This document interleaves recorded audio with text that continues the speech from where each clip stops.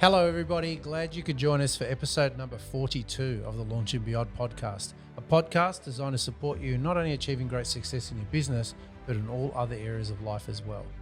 When embarking on the journey of life and business, it's important to realize there will always going to be obstacles and challenges that show up for you along the way. There will be times when you face insurmountable odds and challenges that will have you doubting yourself, your path, and whether you will ever see your vision through. At such times when it's hard to grasp onto anything that's concrete and solid, the only thing that may keep you going is faith. Faith that you will see things through. Faith and belief that somehow, in some way, things will work out. By having, as is the title of this week's podcast, faith, confidence and belief in yourself, you will bring to life exactly what you had in mind and dreamt of, even when no one else could see it, even when you were told it couldn't be done, and even when everybody told you you were crazy. We look forward to recording this episode. We hope you enjoy it. Adam, it's great to be with you again for our podcast recording. I'm hoping that things flow much easier than the introduction that I kept tripping up over as well. So thank you for your editing. I just want to declare that totally, that we do the best we can, and being in the interest of being transparent, that was a botch-up job. What are you talking about? We do everything one take, every single time. Everything is one take. So we've just done some audiograms that we're going to use for marketing and social media. And what I realized is reading something to delivering exactly on the word content is a lot harder. We both have agreed that we both improvise much better than we do that. But that was a big lesson in learning in that and of itself. Well, Jim does an awesome job in getting the notes ready, because if we don't have notes, he and I, being visionaries as we like to say, we'd just go anywhere with this podcast. And if we didn't keep tight to the notes, we wouldn't be able to convey our messages as properly as we do. Yeah, no, it's cool. So it's a big topic this week, Adam. Before we get stuck into it, faith, confidence and belief, if you were going to give me 3 words that would highlight what your last week's been like, what would they be? Frantic, relaxed, and time savvy. Frantic, relaxed, and time. The first two are almost contradictory of each other, but as I said, that's probably an explanation for another time. Basically means just home life. Organizing 2 weddings with my sisters is just frantic, but then at work I'm relaxed, and I've set up better work time management this week after last week's podcast. Yeah. So thank you. No, cool. All right. So and yourself? Outlined 3 words for me would be productive, innovative, and ready. So I've got a lot of projects that are all hitting at the same time. Massive big launch coming in the next week and a half. I've got a birthday coming up within the next week and a half. So big party. Yeah, huge party. Big 5-2. So It's not a milestone one, but it's every birthday is as good as you make it. So to me, it's great to be able to go out and celebrate this time. A month ago we wouldn't have been able to do that. So really looking forward to that. So, Are you back to drinking yet, or? I had a drink. I had a drink, and boy, I felt lousy. So so I think I'm just gonna stick to an unofficial 75 hard and minimize what's going on. I've got 1 more week, and you're on. Then the party's on. You're on. So Adam, let's talk about faith, confidence, and belief, because it's a really big and important topic in success and fulfillment, and particularly when people are working through specific challenges. Quite often when we look at success, we look at the metrics of what needs to get done, what people have to do, but the intangibles of this process, things people quite often don't give enough credit to, is the faith, confidence and belief in yourself and in the process. So this is what this one is really dedicated to be able to address for people as well.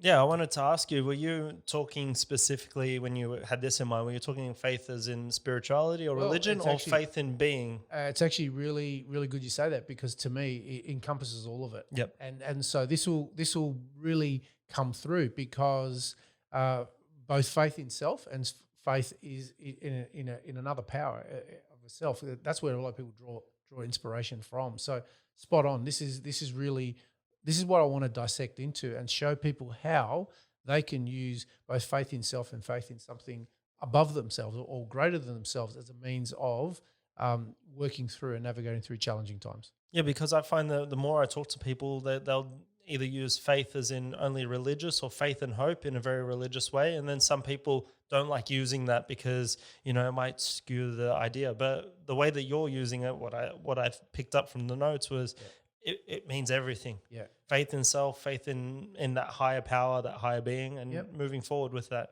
Okay, so let's I guess before we move into the discussion part of it, let's define them. Because Oxford Dictionary meaning of yeah, well, because a lot of the times people use a lot of terms interchangeably, Yep. and they assume that it means one thing. But if you could dissect it down, you can get a really good grasp and a handle on exactly what it is that you're talking about. You'll be able to use it to your advantage a lot more. So exactly like in the way that you said, faith. It's really a feeling and a conviction, right? And a conviction within, like you said. It could be along the lines of a doctrine of a religion, a belief, a higher power, something like that. But then also faith in self, faith in process, faith that you're on the right path, all those kind of things. So, both of those can be very empowering to be able to have that, okay? And particularly faith and having faith in something that is not there in advance. And this is the big difference, like when being in a world that's very evidence-based, it's like, I'll believe it when I see it, right, is what they're saying. But it's so important that you believe it before you see it so that then becomes the catalyst that allows it to happen. Because if you only are limited by what you see only, and if it doesn't if I can't prove it doesn't exist, then there's a massive big gap between where we are now and where we want to get to. Yeah, like a great example of that, and this might be a controversial topic, is do you have faith that man can lift off from this earth and go to the moon? And before before anyone had done it, it was just a crazy idea. But the people at NASA or the people who were developing this had a faith that they could get from Earth and go to the moon. I don't know if you said they've done it. I know other people who say they haven't, and it was recorded in a studio somewhere, but they always had the faith that they could launch some type of instrument, vehicle from the Earth and go out to space. And now that's been done multiple times. Maybe not just to the moon, but there's satellites going all the time. But someone had faith that they could design the technology to get there. So that's another way of using the faith, is faith in something that you haven't seen, but constantly working towards something and producing a result. Yeah, look, and that's spot on, because everything. Look around you, everything that we have. We're in studio now. We've got cameras, we've got microphones, we've got lights. Everything started with an idea, a crazy idea that somebody had that created and brought it to life. So that's where it all starts. And you might start with an idea, having faith, and we'll talk about belief in a moment, of the gap between where it starts from and the end product or process is really what helps you work through that. Yeah, I was watching a little clip on TikTok, and Nikola Tesla, he was saying that in the future, all of our devices will be powered by a battery. He didn't know what a battery was, but he was saying that's how it's going to go. We don't need to plug anything into a generator. It'll be all remote. And that was 100 years ago. And at that time, he was a crazy heretic. It was more than 100 years ago. I'm not sure exactly the timing, but that's a crazy idea. How can you run technology or a light bulb, anything, without a hard wire into it? Yet now, every smartphone has a torch on it. Every smartphone lasts a day or 2 days, depending on how good your battery life is. But he was a visionary way before his time. And people all thought he was crazy. Oh, look at that guy. He's developing this, he's developing that, he's wasting all his time. But he had faith in himself and his ideas, and he actually developed the technology. Technology is an easy example. I guess that's why we can use it in this reference. Yeah, no, good example. And there's a I think we've mentioned it before, a philosopher called Oppenheimer who actually went through this. It says all phases of truth go through three phases. First, it's ridiculed, then it's viciously attacked, then it's accepted as self-evident. So in Tesla's case, it's fascinating that he put out a thought, an idea, which everybody else at the time couldn't grasp or get a hold of, and now it's becoming self-evident. It's really fascinating what happens with time. and technology catches up to the visionary at that moment. So that's exactly an example. Yeah, and again, to lead on to the next point, confidence. He had the confidence to stick by his thoughts. He Yep. didn't just sit down and go, "Oh well, everyone thinks I'm crazy now, so I'm just gonna Yeah. stop doing what I wanted to do." Yeah. So confidence really is about self-assuredness. Yeah. You have this sense and feeling that it's the right thing, the right path, and you back yourself. And this is why it's really important, because the term confidence comes from the Latin word fidere, which means to trust, right? So it's really trust of self, and trusting self. And in that scenario is such an important process, because a lot of the time, particularly in the journey of life and entrepreneurship and business, they're going to be multiple situations, opportunities. They're going to test you and test your vision and test. And if you don't have confidence and that unshakable capacity within yourself to endure and work through it, you're going to be like the skeleton on the roadside. You'll have given up along the way. So it's essential to have a level of self-confidence in there as well. Yeah, and we do like to be transparent. So we're starting this new business, this alcohol business. I'm sitting here talking to my girlfriend and my cousin about it and going, all right, so I can sell 3 cases this week. Let's get a license. And they're like, oh, maybe let's just slow down. And I'm like, no, I've got the faith, I've got the confidence, and I've got the belief that I can sell my product this week. Let's start doing it. And they were like, just slow down a bit. And I'm like, no, let's do this. And it really hits home. I'm not arrogant and I'm not ego based, but I know I've got confidence in my product, and I've got belief that the connections I have in industry will buy them instantly, because it's something different. It's something that you haven't had. Yeah, I was going to say, Adam, so you also got 2 other things. Is number 1, probably a different risk profile, and number 2, a different action threshold. Yeah. Right. So you so it's a case of I'm ready, go. Yeah. Right. And that quite often, that's the hard part to communicate to someone, is someone can go faster and they'd be more comfortable with a risk profile, risk tolerance. But this is the key, is like lining those up. So sometimes, and this is what we find with people, is to ensure, and we've covered it before, is if you're going with less than 40% of the information that you have, and you just basically shoot from the hip, you're going to have a few more issues and problems. But if you get to that critical 70% level, which we've spoken about before, that Colin Powell talks about, you need the 70% rule. Yeah. You then go and you work it out. But there's some people who don't, because they don't have the action threshold, they won't take action. They want 95, They want 98, and 99. The situation and the chance and the opportunity will have passed you by then.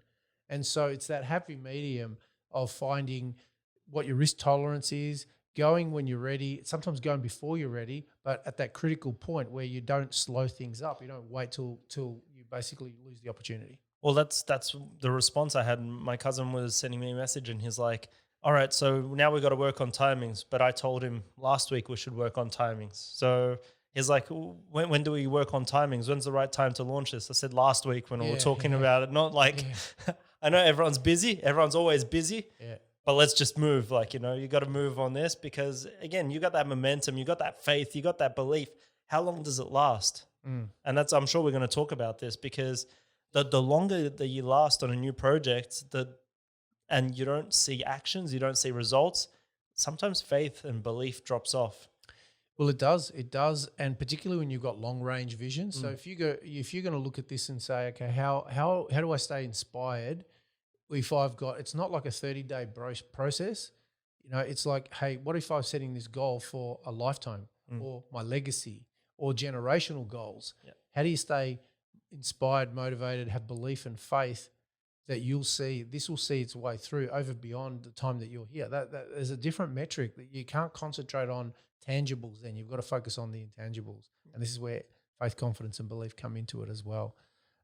So belief really is, and this is, we kind of touched on it in some ways, it's really having an acceptance that something is true without the presence of proof, right? It's a belief.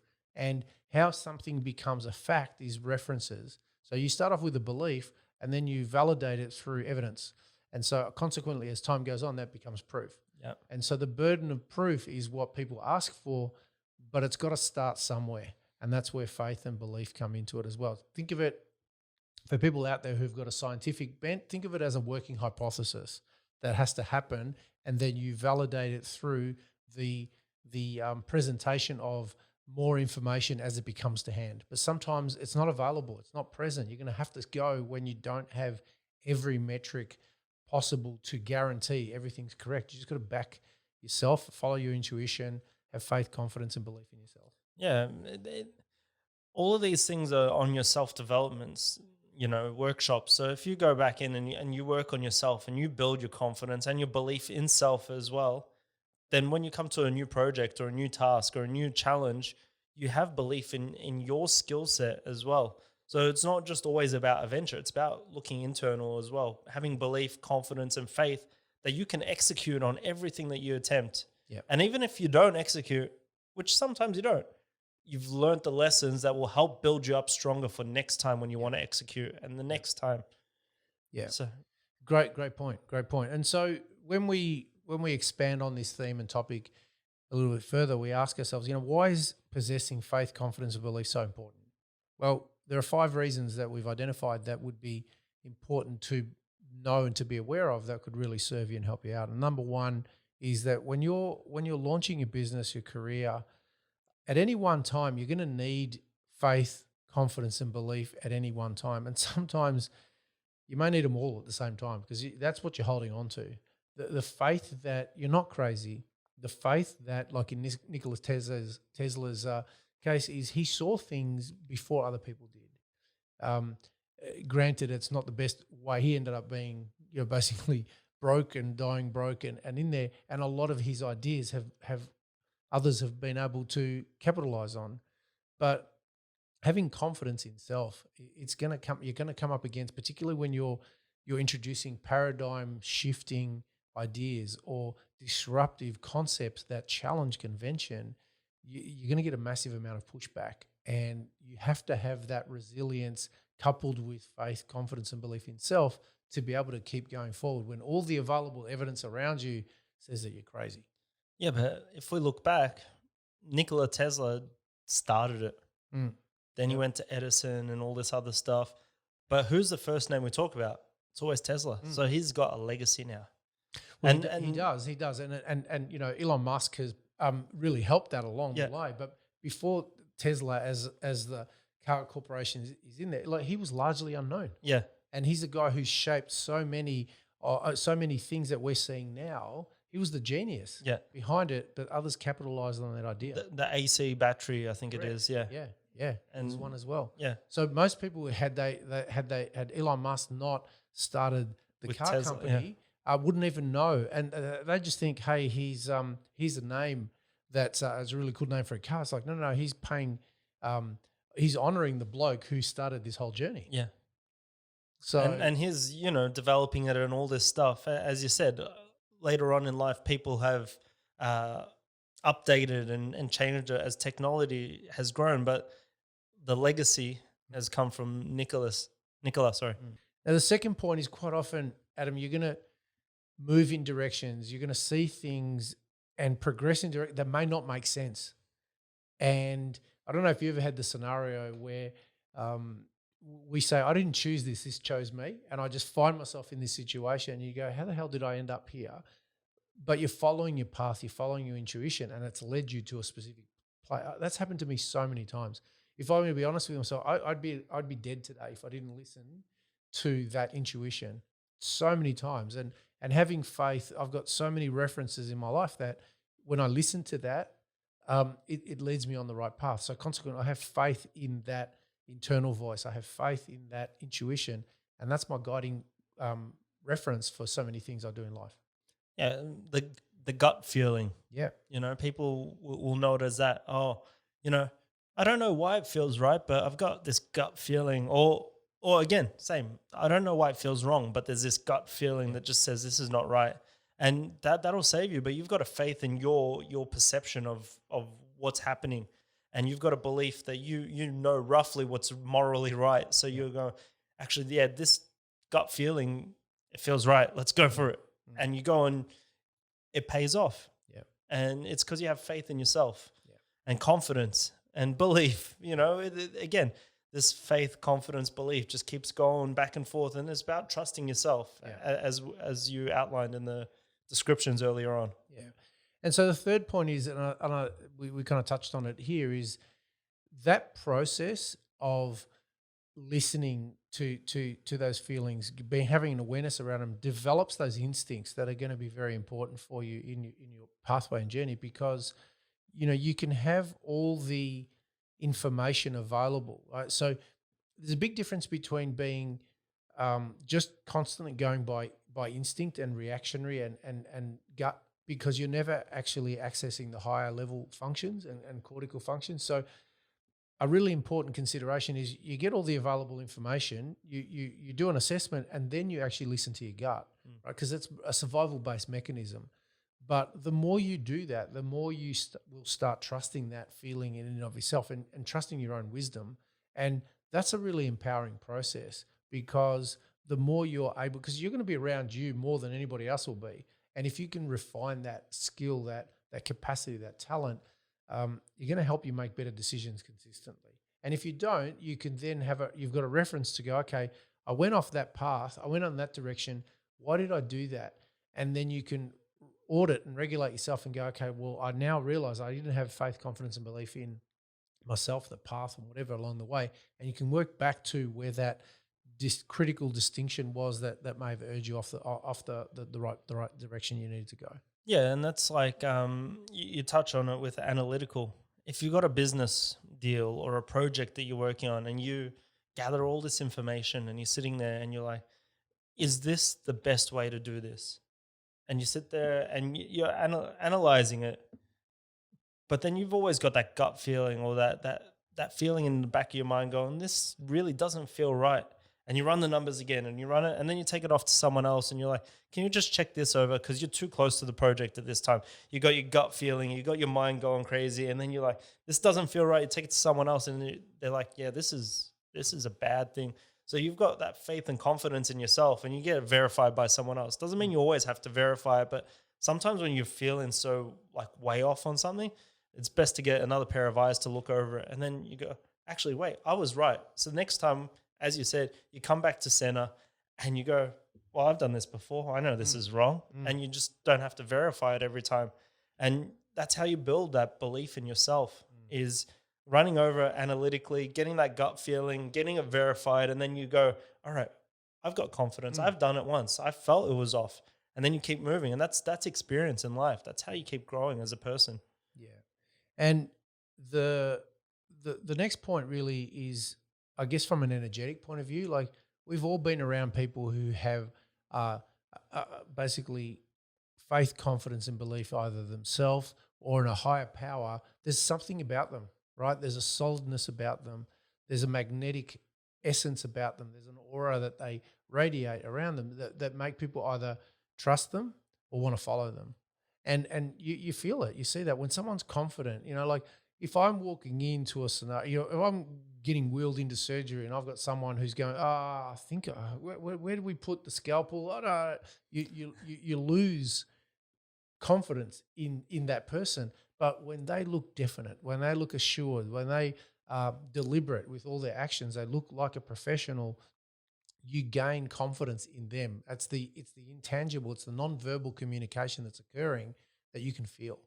And that's what happens when you've got faith, confidence, and belief, that you've got a presence around you that people can feel, people can believe, and people will follow. Yeah, I've felt this when I've walked into kitchens as a leader. I've walked in so many kitchens now around the world, and every time I walk in, doesn't matter that I've got all my badges on my jacket, so I look like someone that's important, but I've got that confidence. I walk in and I go, oh, you use this piece of equipment. Chefs always love hearing that, because they're like, oh, we're using the best. It might not always be the best, but you acknowledge them. Then it shows that you've got confidence. You win the room over all of a sudden, because you're not discounting what they do in the room.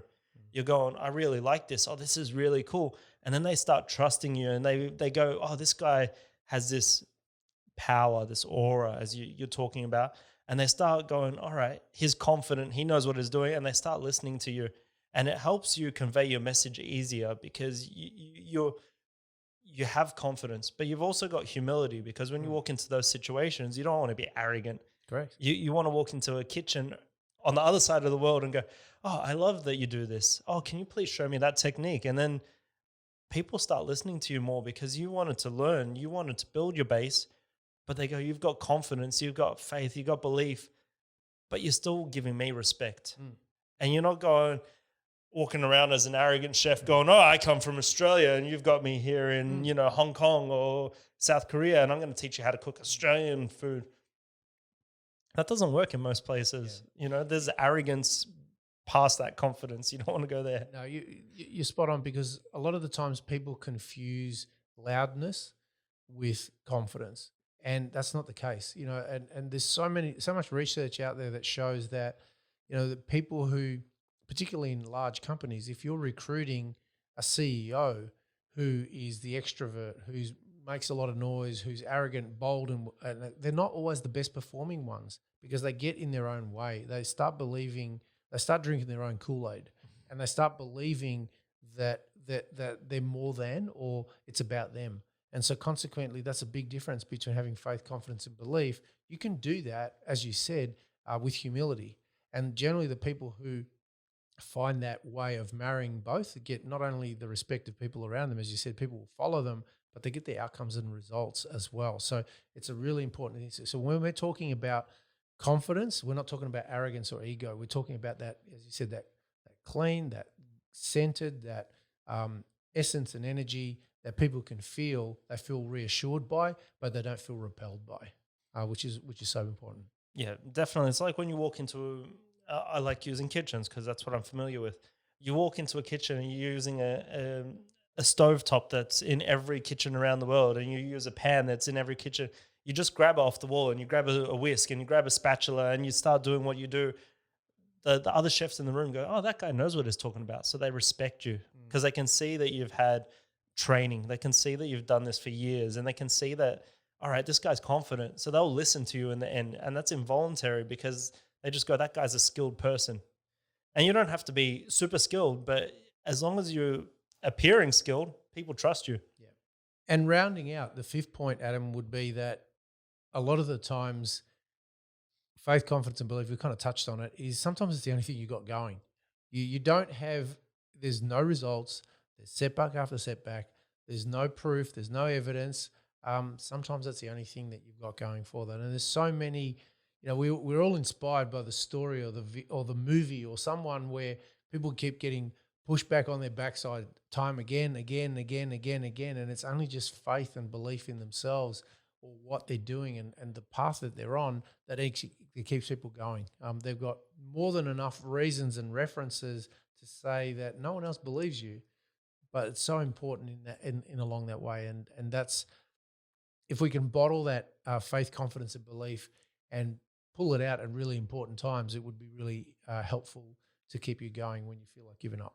Yeah, definitely. And it's a character building trait as well. When you've got nothing, no money in the bank, you've got your business is struggling, you've got bills piling up and stuff, but you have faith in your product, you have faith in your customer base, and you have the confidence to go, this is the right choice. And I'm just getting to the top of the summit before, we get onto easy street. We're just getting to the highest part of the hump before it becomes really easy. If you have belief and confidence that you're just about to break through, 9 times out of 10, you're just about to break through. Yeah. But, if you're losing confidence, you're losing faith and belief, you get hurt because you keep moving towards this and then you're about to throw in the towel. You throw in the towel and then like 5 or 10 years later, you go, I could have done it. I could have, if I just pushed a little bit more.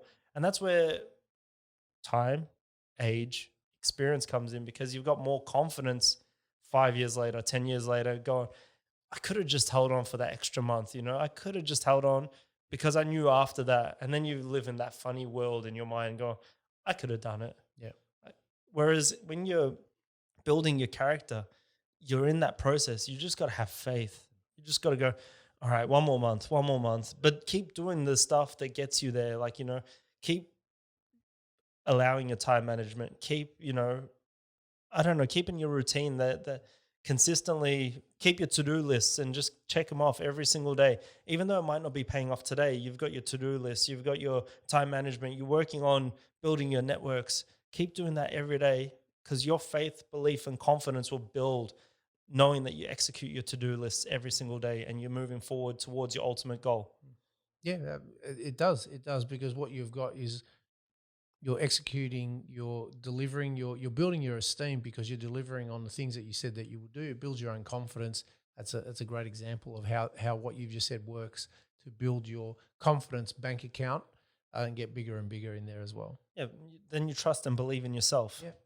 Well, I want to give an example of how this works out, and my background, which I've mentioned so many times before, is in chiropractic, and there's a hugely successful and influential chiropractor has had a big impact on me.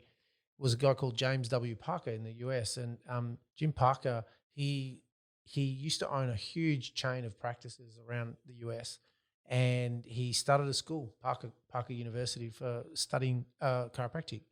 And he what he found out was really amazing was these principles, they're transferable. He came up with a whole lot of Parker principles that were for success, health, and happiness, and there's gold in those. But one of the ones that is one of my favorite ones is, he had a saying. He said that success is predetermined by my faith, confidence, and belief in my products, services, and ideas. And he abbreviated that to FCB in my PSI. And it's a great little summary of that. And why that was important is because, he had multiple practices and clinics around the country, and one would be really successful and one may have been struggling. And he was so determined that it came down to individual people, that what he would do just for experiments, and some of them might be in different affluent areas, some would be different socioeconomic areas, and people would go, yeah, well, that's because this practice is in a affluent area, and that's why it's successful. Or so what he would routinely do is he would move his associates around. He would go, right, you're kicking the lights out in this practice. I'm going to put you in the practice with the lowest socioeconomic basically clientele. And within usually 2 or 3 months, the statistics would change. And so effectively, what he was able to prove definitively was, you're backing the right horse, and it's the person individually. It wasn't the circumstances that determined the outcome and the results. And most of those people had a faith, confidence, and belief in what they were saying, what they were communicating, and the I guess in that specific case, the mode of health that they were advocating for. They had such belief in it that they could communicate it. And one of the things he also used to say is, you cannot communicate something you don't own. So if you don't believe what you're saying, you're communicating, it comes through. People can pick it up. You know it. You haven't got conviction and confidence to communicate it. And as a result of that, your results reflect that.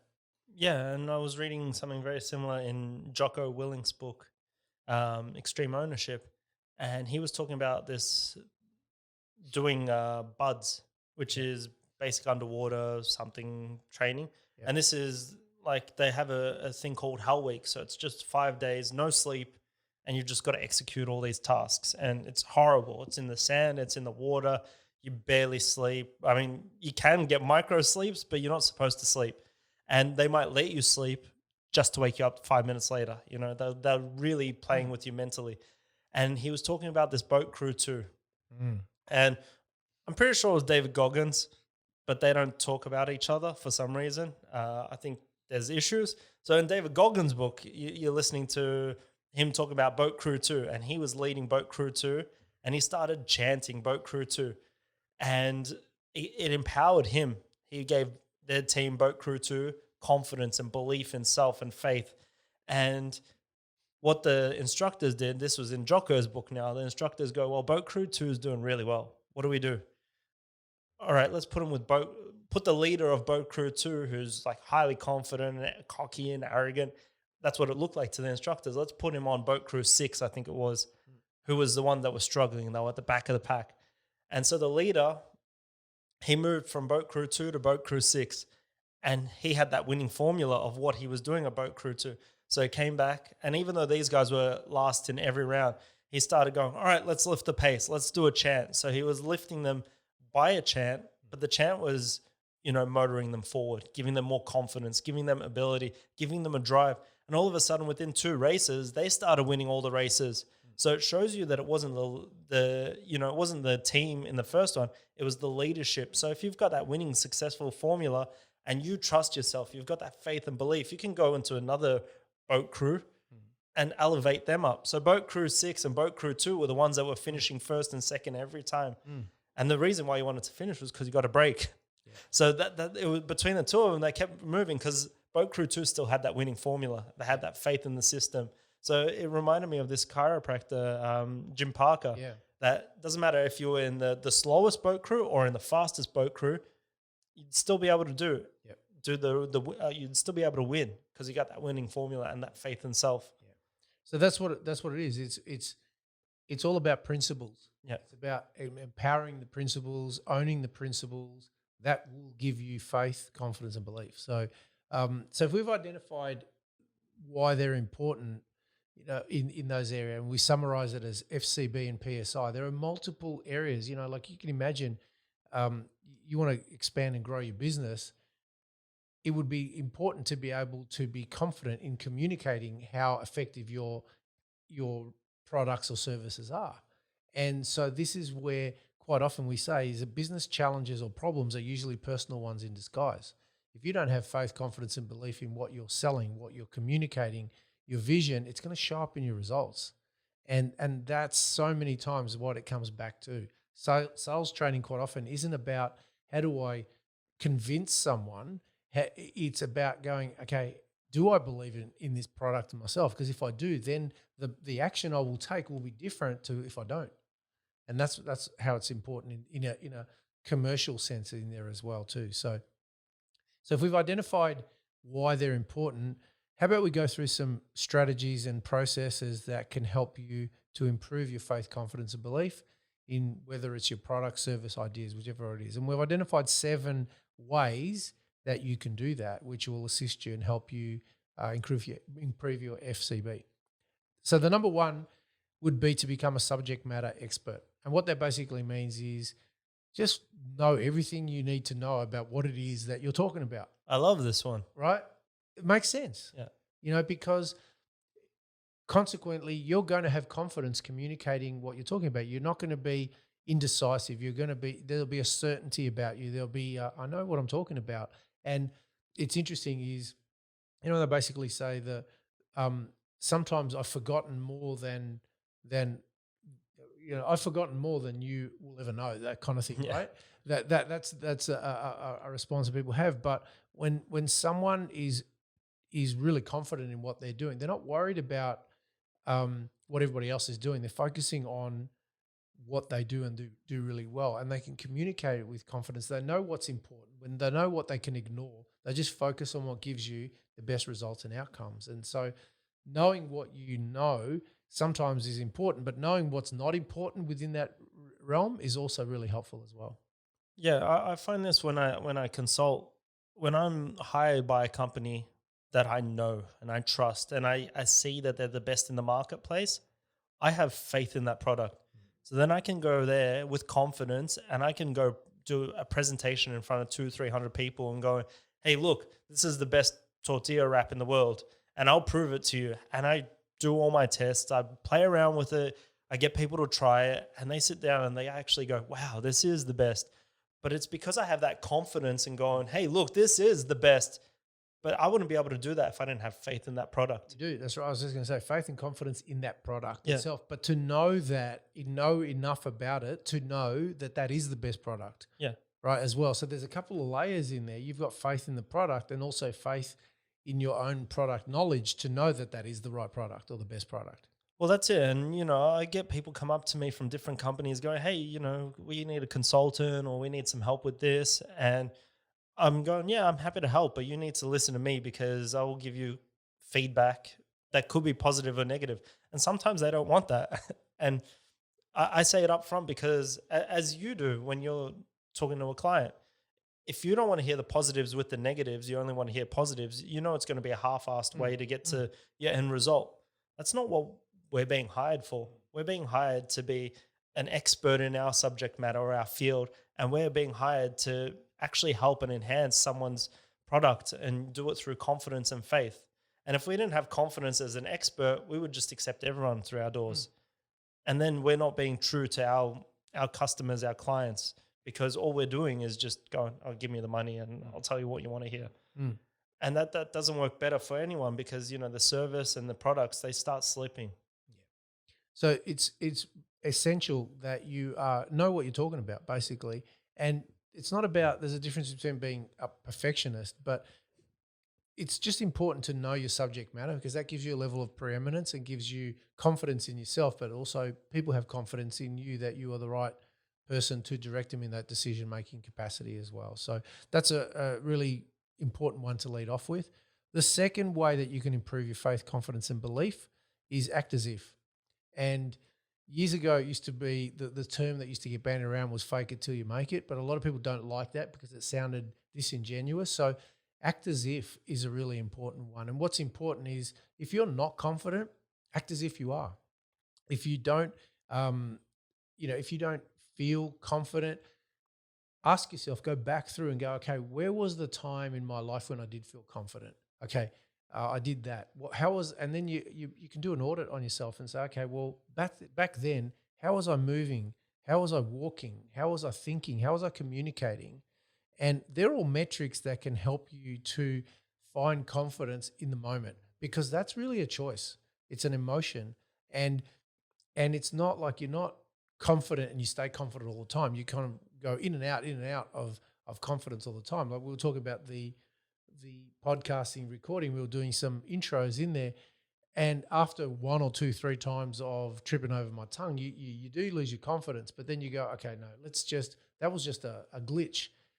It doesn't spiral you down there. So it's important to be able to link in esteem, confidence, all those things by choosing what you want to project and what you want to be in that moment. It's a choice. Yeah. I like that you referenced, like, think about the past to build your confidence. It's like when you've started or when you've lost weight in the past, just for instance, and then work starts getting busy and you start putting on the weight again, you go out to a couple more dinners, have a few more drinks, you start putting on the weight again, and then all of a sudden you're big and you're just like, well, how'd that happen? And then you act back as if you were in your routine of losing your weight, and then all of a sudden the weight starts pouring back off. And that's because you had faith in the previous process, but that starts building your confidence. I've lost weight before, I can lose weight again. And then you start doing it as if you were back in the old days, and you start losing this weight, and then you're like, oh, look, it wasn't that hard. Yeah. It was just me having to go back on my skills that I've already developed. It's just I was losing myself because I was too busy. I was, moving around and blaming a lot of other things. But yeah, control your controllables. 100%. It's so important. And you touched on something that I think is really important to add here is the distinction between confidence and competence. Yeah. So a lot of times people gain confidence because they've done things so many times. Hey, I've made this 100 times. I've delivered this so many times. I'm confident because I've done it. That's one type of confidence. Through competence that leads you to feel confident. But what is next level is going, okay, how can I be confident when I've got no references? Because that's a test of faith in there as well. So you're all well and good to go, yeah, I've been doing this for 10 years, I'm confident, right? Okay, well, what if you're doing something that no one else has ever seen, no one else has done? You're a Tesla introducing something. How do you have confidence in there? You haven't got a reference for you've done this before. So you've got to access a part of yourself within yourself that you were confident. It could have been, hey, I was playing footy as a kid and I was really confident. Okay, great. You draw on that experience as a feeling in your body and bring it to this moment to help you find confidence. And when you're doing something that you've never done before. It's like watching a highlight reel going, hey, this is how I felt when I was doing this. This is how I felt when I was doing this. I've succeeded in this part of my life. I've succeeded in that part. I've succeeded in this. It's like a success strategy, right? Yeah, exactly. Yeah, just a highlight reel of success. And then you use that as positive momentum to build your confidence and go, hey, no one's ever seen this before, but I believe in it. I trust in it. I have faith. And then you're just like, yep, let's execute. And you do. And sometimes it works, sometimes it doesn't. If it doesn't work, you've learned a new lesson to help build your confidence and go, hey, that didn't work. Yeah, let's try it this way. That doesn't work anymore. I've done that plenty of times myself. Don't worry about that. So, but it's true though, because decisiveness is the number one trait differentiates successful people from people who aren't successful. Yeah. And even your ability to make a decision, even if it's the wrong one, leads you into action. And then if you can course correct and go, oh, we're not on the right path, let's change, that will get you back on track. But that being stuck and not being able to make a decision because you don't trust self, you don't have confidence, you don't have faith, you don't believe, that's going to hamstring you faster than making a mistake and correcting it. So that's a really important consideration in there as well. So point number 3, Adam, of ways that you can improve your faith, confidence, and belief is the process of scenario training or role playing. Now, some people, when they first start a role or come into a role, feel that it's fake to practice your scripts, feel like it's fake to practice scenarios. But in reality, you play the way you train. Your preparation is the defining difference between a successful person or a professional and amateur. And so a lot of the times, people who try to wing it, you might pull it off one time, but if you're prepared for it, if you've role played this scenario time and time and time again, it's a defining difference between getting an outcome and not. And you see that so many times where even in sporting fields, how many games, and I know you're passionate about rugby league, how many games of rugby league are won and lost in the last few minutes? Yeah. Right? And it's because if you look at what happens, even in jiu-jitsu, right? A 10th planet system we're both familiar with, we practice scenarios, drills, and what effectively you're doing to your brain is saying, I've tested this under compression and it works. And so what happens is all you have to do is piggyback to that point and your body takes over the rest. It happens in AFL. We've seen that all the time where they practice these set plays and where they're crowded and they've got not much room. And the reality is might be what be happening in the last dying minutes of a game, and they've won and lost based on that. And that's what gives you confidence to deliver when pressure's high, when things aren't going well, because you've been there before, even if you've simulated it. Yeah, and I've heard this in business situations when people are like, hey, you interviewed really poorly that time. What happened? You're really a great person around the office. How come you couldn't just interview like you normally are so that you can get the promotion? And most of the time it's because they haven't practiced it. Being in the office, you're just normal, natural, you feel fluid and all this, but you haven't role played enough or done scenario training to go, hey, how would I sit in front of an interviewer? And I've seen this through media training. Sometimes you watch people on TV and you're like, how did they get on TV? Because they're just and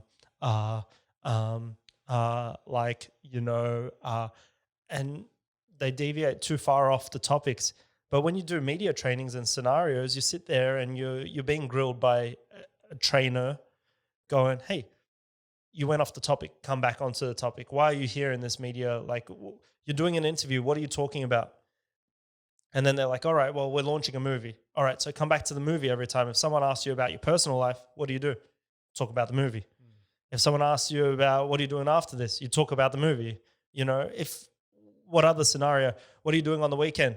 We're talking about the movie. That's all we're doing. And that's what role playing and scenario training does in a business sort of sense or a media sense, is you've got to roll out this scenario every time, but own it.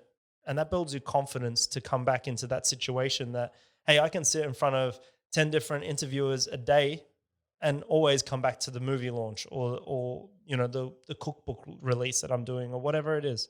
And that's just scenario and role playing. Builds confidence. Yeah, all the time. There's either confidence through experience or confidence in self. And that really leads me to point 4, which we've kind of touched on a little bit earlier, and that is in situations where you seek to summon faith, confidence, and belief, reflect on a time in your life where you had those and ask yourself, how did I prepare? What did I say to myself? Because different people have different cues. Some are visual, some are auditory, some are kinesthetic.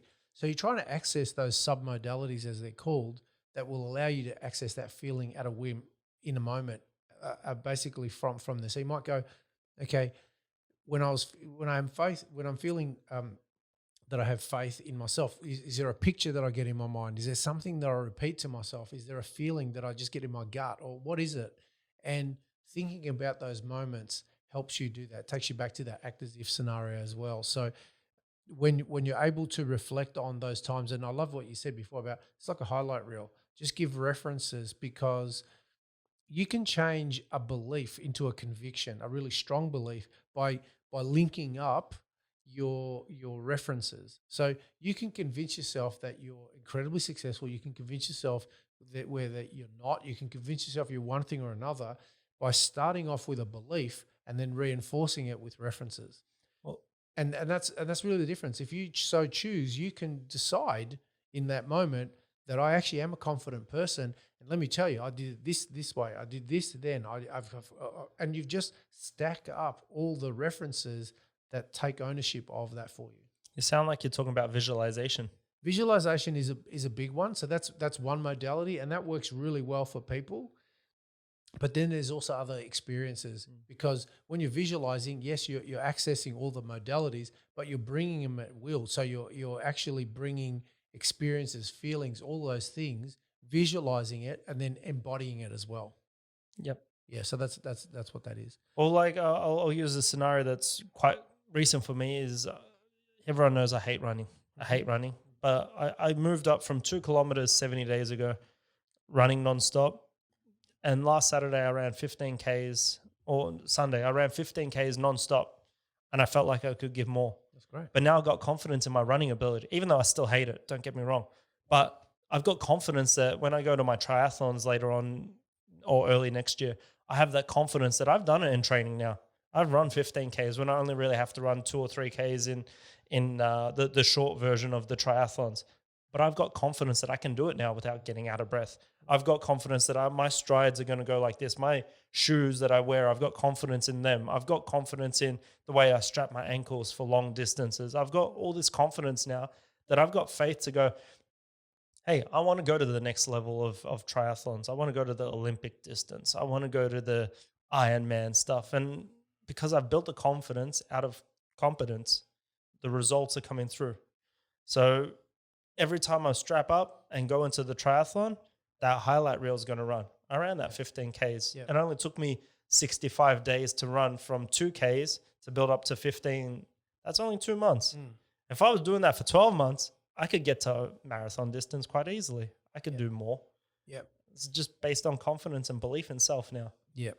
Which spot on, Adam. And that leads us to point number 5, which is you talked about visualizations, and same sort of thing. If you set an intention in your mind and you run a movie through your mind, you meditate, you use affirmations, that perpetuates that feeling, that emotion, that keeps that momentum going. And whenever you're coming up against those challenges, it helps to assist you to work through that. I'm always stunned. I've used this example countless times in multiple different forums where we talk about athletes who set an intention or increase faith, confidence, and belief in themselves that they're going to win, say, a gold medal. And they spend 4 years, 8 years, whatever, working towards an outcome.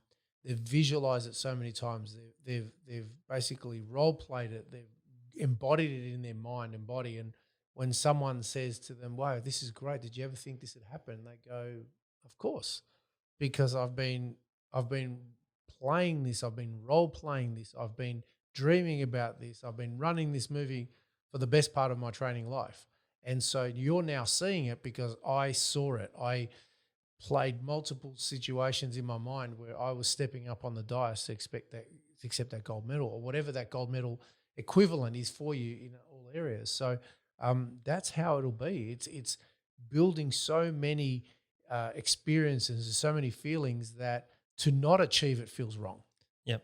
That's like you touched on with the Walt Disney example a few podcasts ago about how, he passed on, but his brother kept going with his dream. And then a reporter goes, hey, isn't it sad that your brother never saw this? And he goes, no, you're only seeing this because he saw this. Yeah, exactly.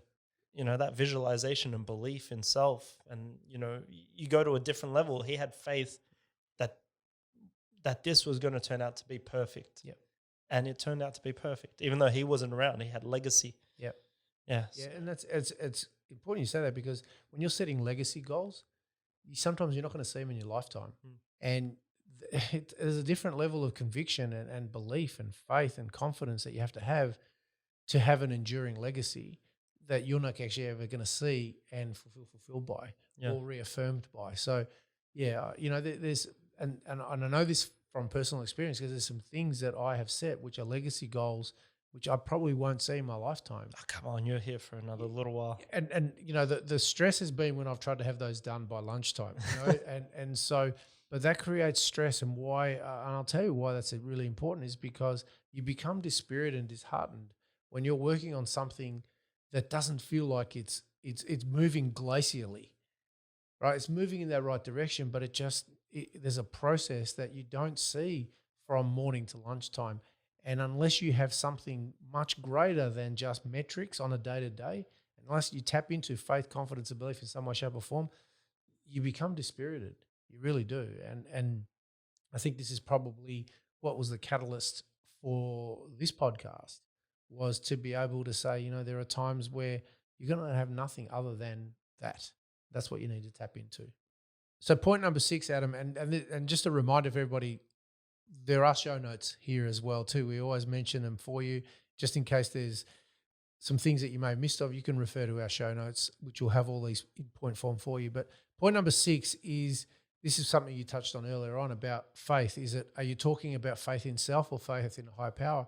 Well, specifically, I would say that this point here would be to tap into a higher purpose or a higher power outside of yourself that will give you that ability, that momentum, that faith to keep going. So many times people who have a spiritual belief, whether it's a non-denominational, we don't have to talk about denomination, but a power outside of yourself is such a compelling reason for that. But when you hear people who are faith-based, they'll say, look, I do this because I have, whether it's God or whatever in me, and I'm doing God's work through me. And so that's how they find that faith to keep going, to keep following through. When you're functioning from a higher purpose, and that's your compelling drive, basically the body keep going the mind will keep going when the body's tired. Yeah. And it'll find a way to keep navigating that process as well. Well, yeah, there's the God or there's energy sort of stuff. Energy. And then energy, it's one of those things that and religion, it comes into this as well, because a lot of religions talk about what you should eat. Like some talk about fasting. But actually all of the major religions talk about some type of fast. But then they talk about some type of eating as well. So if you come from it spiritually or religiously, you eat in a certain way, it lifts your vibrations to a different level. And then lifting your vibrations means your energy rises because you've done a certain different thing. And then you lift up to this next level.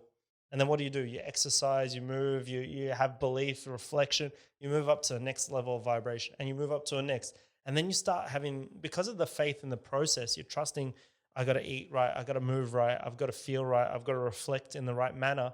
You start elevating yourself. So you might think that, and it's probably true, because you've put faith into yourself and moving to do the right things, you get more energy. So it's like you're filling yourself, you're filling your cup at all these times. And because you've got the faith in the process, whether it is through religion or through the spirituality of energy or whatever, you're filling your cup because you're doing what's right in the processes of those religions.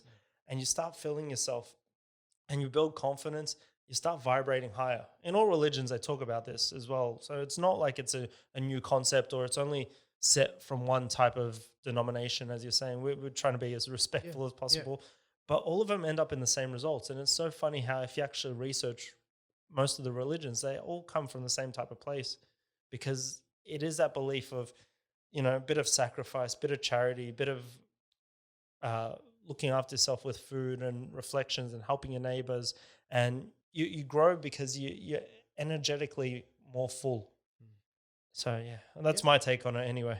Well, but basically what you're basically communicating is that higher power. There's a belief. There's a belief outside of just self that gives people strength, gives them resilience, gives them hope to work through that. So it's if you have a strong faith, if you are faith based, you're using it in a way that empowers you to express your highest potential and this is what it's about. You know, you use it in a means of helping you progress and move forward. Yep. Point number 7, Adam, is, and this is the one that has come through a lot in my background and training, where when you're not confident about what you're saying, you're making it about you. And a principle that I found really helpful is, if you've got to give advice, if you've got to make a recommendation, if you believe in your product or service, if you communicate to someone as if they were your mother, father, brother, sister, child, for example, and you were communicating a truth to them, how would you do that? And you're doing it from a place of knowing that it's the right thing. You're doing it in a loving essence and energy as well. And you would be doing it more with compassion and confidence and belief that what you're telling them is the truth. And so that I found really helpful, because any time that I needed to communicate, put a proposal in front of someone or make a recommendation, if I made it about myself, I'd trip up. But if I made it about them and saw them in my mind's eye that they were a person who I cared about, and I was just telling them the truth, it made a massive difference. And so that allowed me to raise my level of confidence in communicating that. And even if they say, no, that's not what I'm interested in, you never took it personally, because it was about them and it was about you expressing the truth to them. And whether they are ready to accept it, whether they want to take it, that's not, you don't have a control over the outcome, but you're not basically blocking yourself, or you're not handcuffing yourself, I should say, communicating the highest expression of what you need to do, because you're not confident in how it's going to be accepted, how it's going to be perceived. So really, really, that to me was like a massive tool and a takeaway that I had when I went to a conference once, and I went, wow, that's how I'm going to do it from now on. And it made all the difference. Maybe my physio was at the same conference, because when I was doing my knee stuff, when I had an ACL, but before I had an ACL, I had a torn meniscus. And initially he goes, no, you don't need surgery. If you're my brother, I'd recommend you do cortisone and do that a couple of times. And if it still persists and it's still deteriorating, then we'll look down the operation side. A few months later, I snapped my ACL. So he goes, well, you need an operation now. If you were my brother, I would send you to this specialist. Yeah. And that specialist was the one who does all the footy players. And he's like, this is how I want you to go about it, because I really believe in this course. And it might be a little bit more expensive, but it was the best course for me. And now my knee is fine. I was kicking a football further than I ever kicked a football after my operation. And that was because I trusted him, his words. He was recovering me like I was his brother. And he's now a longtime family friend because of this, because he made me feel like a family member. I always go to him. Yeah. And I trust him with whatever. And that's when you have faith and belief and confidence in yourself and your network that you refer people to, those people will follow you, not blindlessly, not blind, but they will follow you with trust and confidence in your product as well. So I don't know if you're at the same conference. No. It's a principle. Yeah. It's a principle, and it's one that's particularly communicated to people when you're trying to communicate something, and sometimes there's a mismatch between what you feel is the highest and best recommendation for somebody and how they're going to perceive that, right? And sometimes, we always would say that don't make assumptions. Never X-ray someone's wallet. Don't assume that just because you feel that they may not be able to afford your products or services, don't assume. And because they may place a high value on what you offer.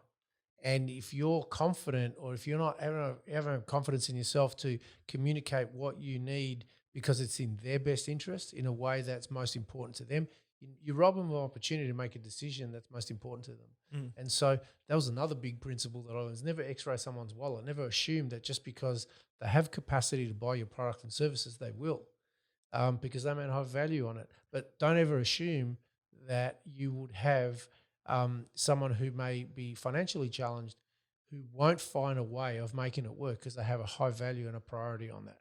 Yeah, it's a massive lesson. You just reminded me of a story. I was in Brighton, which is, for people not in Melbourne, it's on the beach side. So, you know, there's these massive houses, mansions, 5 million, 10 million, like it's quite well off area. So I was walking down there. This was when I was at my parents' business, and I was putting takings from, you know, the weekend into the bank. And I'm sitting there with a beanie and trackies looking like just some type of drug dealer. It looked like I was a drug dealer. And I walked into the bank and I put 20 grand in cash at the teller. And they looked at me like, is this guy like, because he doesn't look like I walked in and it almost looked like they were judging me as I walked in. Cause you know, it was, I did look terrible. Don't get me wrong. My beard was scruffy and all this.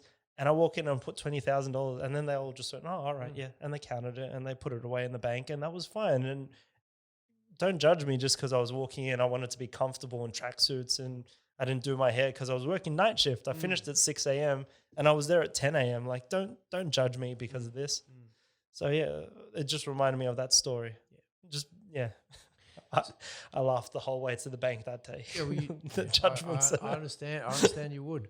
So Adam, as we start winding up in this podcast, I wanted to leave our listeners with some action steps that they could use if they so choose to help them expand and improve their level of faith, confidence, and belief. So point number one would be to review the list that we covered and identify if in fact there are areas within faith, confidence, and belief in your product, services, and ideas that you identify maybe an area that needs some work, right?